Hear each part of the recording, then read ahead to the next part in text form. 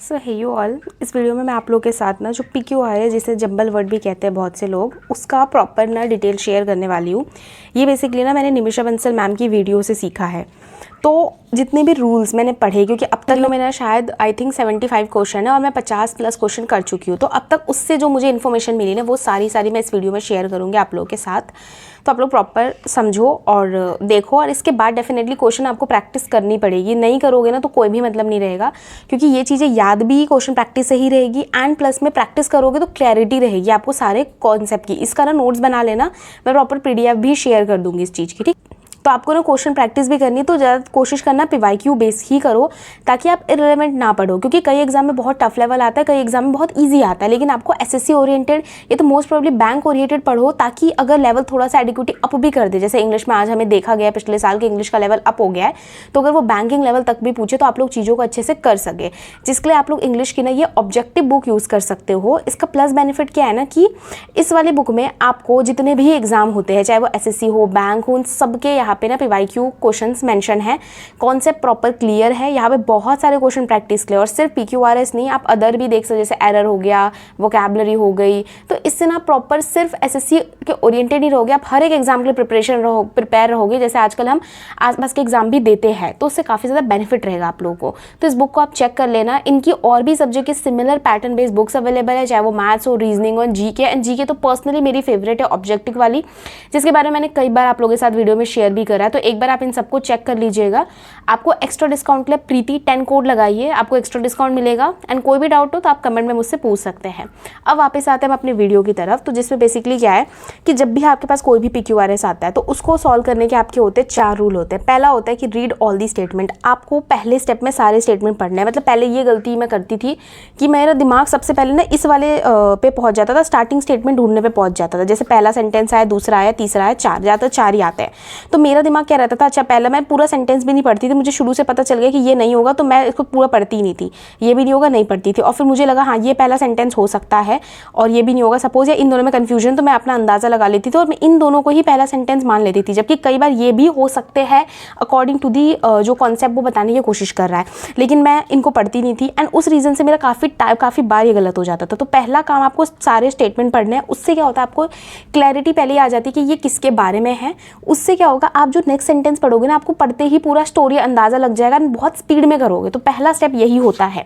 Starting में आपको time लगेगा, लेकिन मेरा ये मानना है कि जब आप पूरे सेंटेंस एक बार पढ़ लेते हो, आपके दिमाग में स्टोरी पूरी तरह से छप जाती है कि एक्चुअली क्या है, और आप उसी लय में आप एक ही बार में बना लोगे पूरा, अगर आपको पूरा समझ आ गया तो। सेकंड आपका होता है आइडेंटिफाई स्टार्टिंग स्टेटमेंट। आपको कंफर्म करना है कि हाँ ये स्टार्टिंग स्टेटमेंट होगा। अगर 2 में कन्फ्यूजन है तो वो आप कैसे पता करोगे, उसके भी ट्रिक्स मैंने आगे बताई है कि 2 में कन्फ्यूजन है तो कैसे कर सकते हैं। लेकिन आपको ध्यान रखना है, स्टार्टिंग स्टेटमेंट को पहले आपको निकाल लेना है। यानी आज जो हो ही नहीं सकते, बिल्कुल भी फर्स्ट सेंटेंस नहीं हो सकते, उनको आपको हटा देना। वो कैसे पता चलेगा, तो ये कुछ वर्ड्स होते हैं जो कभी भी स्टार्टिंग सेंटेंस में नहीं आते, आप इनको नोट्स कर लीजिए। पुट, हाउएवर, ऑल्सो, दस, देयरफॉर, आपको लग रहा है रिजल्ट वाले वर्ड्स है, या फिर परंतु टाइप के वर्ड है, ये कभी स्टार्टिंग में क्यों होंगे। So, hence, moreover, furthermore, यानी एडिशनल है, सिमिलरली है, in addition to, and finally ज़्यादातर लास्ट सेंटेंस होता है ना, ज़रूरी नहीं लेकिन लास्ट हो, ये भी याद रखना, ठीक है। तो आपको स्टार्टिंग सेंटेंस पहचान लेने, ये वाले तो कभी होंगे ही नहीं, या फिर कहीं पे भी आपका ना जैसे द करके चीज़ें आ रही है, वो स्टार्टिंग सेंटेंस ना होने के बहुत ज़्यादा चांसेस होते हैं। हो सकता है लेकिन बहुत ज़्यादा चांसेस होते हैं कि वो नहीं होगा। इसे मैं आगे डिस्कस करूँगी। फिर आपको पेयर बनाना है। जब से मैंने पेयर बनाना शुरू करा ना, और ये आपको सिर्फ और सिर्फ निमिषा बंसल मैम की वीडियो से समझ आने वाला है, ये मैं बोलूँगी तो अभी समझ नहीं आएगा। तो आपको पेयर जब से मैंने बनाना शुरू किया ना, मेरे को मतलब मात्र बहुत टफ से टफ आप दे दो, जिसमें शायद बच्चे ना 3 से 4 मिनट लगा देंगे। आपको लग रहा होगा ज़्यादा बोल रही हूँ, पर जेन्युइनली लगाते बच्चे। आप उधर जाकर एवरेज टाइमिंग देखना, बच्चे 2-2, 3-3 मिनट लगाते एक PQRS पर। और वो PQRS कभी कभी मैं ना 30 सेकंड में कर लेती हूँ, क्योंकि मुझे पेयरिंग समझ आ गई है। बहुत सारे ट्रिक्स होते हैं पेयरिंग बनाने के। तो ये पेयरिंग आपको बनानी है सेकंड स्टेप में, स्टार्टिंग सेंटेंस के बाद क्या, या फिर चलो स्टार्टिंग सेंटेंस के साथ किसी की पेयरिंग नहीं भी बन रही, जो बाकी सेंटेंस है उनमें किसकी क्या पेयरिंग बन रही है, आप वो बनाओ, ठीक है। और वर्ड मैच नहीं करना होता पेयरिंग में, ये बात दिमाग में बसा लो। पहले मैं यही गलती करती थी, मैं वर्ड मैच करती थी कि अगर इसमें मान लो कि स्कूल के बारे में कोई कॉन्सेप्ट दे रखा है, तो नेक्स्ट वाले में भी स्कूल के बारे में दे रखा है, तो मैं दोनों को जोड़ लूंगी। नहीं, इधर क्या बोला और इधर क्या बोला, मुझे समझना पड़ेगा, तब भी पेयरिंग होगी। लास्ट है अरेंज कर दो सीक्वेंस को, और आपका आंसर आ जाएगा। अब ऑप्शंस वाले में ना, जैसे अगर आप पूरे से 4 सेंटेंस दे रहे हो, फिर आपको PQRS बनाना है, तो थोड़ा सा दिक्कत होता है। तो आपको उधर क्या होगा, आंसर मेंशन नहीं रहता। जब मैम कराती है तो वहाँ पे ऑप्शन मेंशन नहीं रहता। तो इससे क्या होता है, आपको फायदा मिल जाता है कि आप खुद ही सीक्वेंस बनाते हो। एग्जाम में आपको ऑप्शन रहता है तो उससे और इजी हो जाएगा। खैर, आपको आई थिंक ये 4 स्टेप समझ आ गए होंगे। इसके अलावा जो मैं बताने जा रही हूँ बहुत इजी है, ध्यान से समझ लो, वो आपको प्रैक्टिस से समझ आएगा। तो मैंने बता दिया वर्ड जो स्टार्टिंग सेंटेंस नहीं हो सकते, ठीक है। इसका नेक्स्ट है, जैसे कि क्या होता है, अगर कोई प्रोनाउन दे रखा है जैसे कि ही, हिज, हिम, दैट, दिस, यानी इसके पहले इसका डेफिनेटली नाउन होगा। ये ना पेयरिंग में आपको हेल्प करेगा। इसके पहले इसका डेफिनेटली ना नाउन ही होगा, ठीक है। और अगर आपको कोई एडजेक्टिव दे रखा है पीछे तो उसका नाउन इसके पहले होगा, ठीक है। तो ज़रूरी नहीं है जस्ट बाद हो, लेकिन इसके पहले होगा। आपको एटलीस्ट अंदाज़ा लग जाएगा कि अगर इस वाले सेंटेंस में प्रोनाउन दे रखा है और इस वाले सेंटेंस में इसका नाउन है तो इसका नाउन पहले आएगा और ये बाद में आएगा। इससे आप ऑप्शन एलिमिनेशन भी कर सकते हो। अगर हर ही ऑप्शन में आप देखोगे तो एक ही ऑप्शन है जिसमें सपोज ये ए वाला है और ये वाला सी वाला है, तो आपको पहले ही समझ आ जाएगा कि हाँ सी से पहले ही ए होगा क्योंकि नाउन यहाँ है और ये उसका प्रोनाउन बाद में आएगा। आई थिंक आप ये बात समझ रहे हो। तो बाकी सब ऑप्शन में सी के बाद ए आया, सी के बाद ए आया, सी के बाद ए आया, लेकिन एक ही ऑप्शन है जिसमें क्या है कि ए के बाद सी आया हुआ है। तो यानी आप पहले देखती नज़र में कर लोगे हाँ ये वाला सही होगा, लेकिन आपको मार्क नहीं करना है, आपको पूरा पहले मैच कर लेना कि हाँ बाकी जो है वो मैच हो रहे नहीं हो रहे, ठीक है। कई बार उल्टा भी हो सकता है, क्या पता आप इसका प्रोनाउन समझ रहे लेकिन उसका प्रोनाउन ना हो, किसी और का प्रोनाउन हो, ये तो आपको ये चीज़ समझनी पड़ेगी। लेकिन हाँ मोस्ट पहले ये चांसेस होते हैं। इससे आपको पेयरिंग बनाने में हेल्प मिलती है और ऑप्शन एलिमिनेशन में।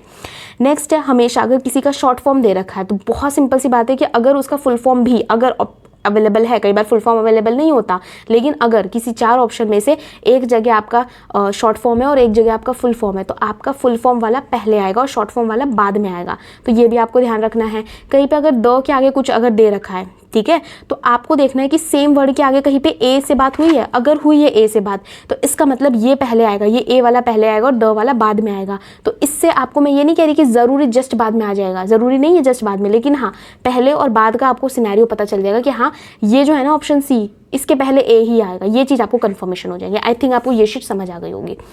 इसके बाद नेक्स्ट, कई बार क्या होता है कि जैसे अगर किसी की आपको स्टोरी दे रखी है, ठीक है, तो आपको क्रोनोलॉजी वहाँ पे मेंटेन करनी है। जो कि स्टोरी और इंसिडेंट तो मैक्सिमम लोग कर लेते हैं, ये बहुत ज़्यादा इजी भी होता है हम सब के लिए, है ना। तो आपको उधर स्टोरी बनानी है या फिर इंसिडेंट के अकॉर्डिंग करनी है, क्रोनोलॉजी क्रिएट करनी है। अगर ईयर दिया रहता तो बहुत ईजी हो जाता है, ईयर नहीं दिया रहता तो आप ऐसे भी कर सकते हो कि पास्ट, फ्यूचर और प्रेजेंट। ये मतलब कितना ज़्यादा हेल्प करता है ये मुझे अब कभी मैंने ये चीज़ आज तक लाइफ में गौर ही नहीं करी थी। जब मैंने 50 क्वेश्चन सॉल्व किए then I get to know कि अच्छा मतलब पास्ट, प्रेजेंट, फ्यूचर तीनों दे रखा है, तो इस तरीके से भी मैं क्रोनोलॉजी करके ईजिली कर सकती हूँ PQRS। तो सेकंड्स में भी कुछ होते हैं, कुछ ना PQRS बहुत बड़े बड़े दिए होंगे एग्जाम में, वो एक्चुअली आपके यही सब नॉलेज चेक करने के लिए देते हैं। वो इतनी रीडिंग क्यों करवाएंगे बैंकिंग एग्जाम में स्पेशली, वो इतनी रीडिंग करवाएंगे, इतना कम टाइम होता है। अब तो हमारे भी सेक्शनल टाइमिंग आ जाएगी, तो अगर वो बड़े बड़े PQRS दे देंगे तो उस टाइम पे वो आपका ये वाला नॉलेज चेक करने की कोशिश करते हैं, ना कि आपको रीडिंग करके समझ आए, क्योंकि रीडिंग करने में ही उसको 2 मिनट लग जाएंगे। वो इतने बड़े होते, इतने टफ वर्ड्स होते हैं, है ना। नेक्स्ट है आपका फ्लो, मतलब किसी का भी फ्लो कैसे जाता है। सबसे पहले आप किसी को भी इंट्रोड्यूस करवाओगे, पहले उसका चीज़ का इंट्रोडक्शन होगा, फिर उसकी एक्सप्लेनेशन जाएगी, फिर उसका एग्जाम्पल जाएगा, यानी एक्सप्लेनेशन के बाद एग्जाम्पल जाता है। फिर उस चीज़ को लेके अगर कोई कॉन्ट्रास्ट है, यानी उस चीज़ को लेके कोई अपोजिट बात है, उसके कोई अगेंस्ट वाली बात है, तो वो बाद में आती है नेगेटिव वाली बात। लास्ट में हमेशा सोल्यूशन या फिर सजेशन हमेशा लास्ट में जाता है, ठीक है। सेंटेंस पढ़ने पे कई बार हमें ऐसा फील होगा कि नहीं ये वाली चीज़ इधर आनी चाहिए, या फिर इंट्रोड्यूस के बाद या फिर एक्सप्लेन के बाद आनी चाहिए, फिर एग्जाम्पल आना चाहिए, आपको लगेगा, लेकिन नहीं, आपका सोल्यूशन या फिर सजेशन हमेशा लास्ट में जाता है। तो ये भी आपको एक फ्लो याद रखना है, ये आपको रटना नहीं है। आप जैसे जैसे सॉल्व करोगे ना आपके माइंड में खुद ये चीज़ें बैठ जाएगी, जैसे मेरा बैठ गई है, वो नेचुरली आपको फील आने लग जाएगा, ठीक है। जैसे कई जगह आपका पहले डेफिनेशन होगा, रिजल्ट होगा, आप जैसे और फिर सजेशन होगा। जैसे यहाँ पे मैंने बोला सोल्यूशन और सजेशन दे रखा है, तो सजेशन और रिजल्ट में से पहले कौन सा आएगा, पहले रिजल्ट आएगा। पहले डेफिनेशन, किसी भी चीज़ की पहले डेफिनेशन बताया जाएगा ये चीज़ है और उस चीज़ से ये चीज़ होने वाली है, उस चीज़ से ये वाली चीज़ होने वाली है, एंड उसमें कोई अगर मुझे एडिशनल चीज़ें करनी, क्योंकि रिजल्ट आने के बाद ही तो मैं सजेशन दूंगी, और मैं ये गलती हर बार करती थी, मैं डेफिनेशन देती थी फिर सजेशन देती थी और रिजल्ट मैं बाद में बताती थी। अब मुझे ये चीज़ आ गई, अब मेरे गलत कम होते ही वाले, तो आपको ये भी ध्यान रखना है। नेक्स्ट, कभी बेनिफिट्स की बात की है ना, मान लो 4 सेंटेंस दे रखे, उसमें से 2-3 सेंटेंस में बेनिफिट्स की बात करी कि इससे ये बेनिफिट, इससे ये, इससे ये। अब वहाँ पे ना कई बार मुझे भी कन्फ्यूजन होती थी कि भाई सारे तो बेनिफिट ही है, तो इनको अरेंज कैसे करें। तो इसका तरीका ये होता है कि आपको शॉर्ट टर्म बेनिफिट पहले बताने होते हैं एंड लॉन्ग टर्म बेनिफिट बाद में बताने होते हैं। समझ आया। कहीं पे बहुत सारे सेंटेंस में बेनिफिट दे रखे हैं, 3 सेंटेंस में, 2 सेंटेंस में, तो पहले आप शॉर्ट टर्म वाले बेनिफिट की बात करोगे, फिर लॉन्ग टर्म बेनिफिट की बात करोगे।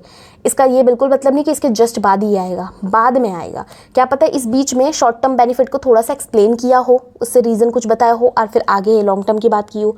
ठीक है। तो आपको वो तो आपका सीक्वेंस बनाना पड़ेगा, लेकिन ये चीज़ आपको कन्फर्मेशन हो जाएगी कि आपका शॉर्ट टर्म जो है वो पहले आएगा, लॉन्ग टर्म बाद में आएगा, ठीक है। कॉन्ट्रास्ट में भी यहाँ पे बोल रखा है कि पॉजिटिव भी हो सकता है, नेगेटिव भी हो सकता है। क्यों?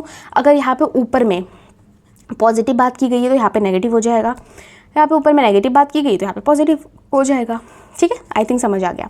नेक्स्ट है कभी भी डिस्क्राइब, अगर किसी भी चीज़ को अगर हम डिस्क्राइब कर रहे हैं, मान लो चारों सेंटेंस है वो डिस्क्रिप्शन ही दे रहा है किसी चीज़ का, तो सबसे पहले बताया जाता है कि व्हाट या फिर हु का आंसर देने वाला सेंटेंस होगा, कि वो क्या है, या फिर इंसान है तो वो कौन है, सबसे पहले उसके बारे में बताया जाएगा। अगर वो कोई चीज़ है तो उसकी सबसे पहले आउटर अपीयरेंस के बारे में बात की जाती है। मैं पहले ये बहुत गलत करती थी, क्योंकि दोनों में ही अपीयरेंस की बात करी जा रही है, उसके अंदर क्या है या फिर वो बाहर से कैसा दिखता है, तो मैं कंफ्यूज रहती थी कि पहले मैं क्या डिस्कस करूँ, दोनों तो सेम ही है, पता कैसे चलेगा।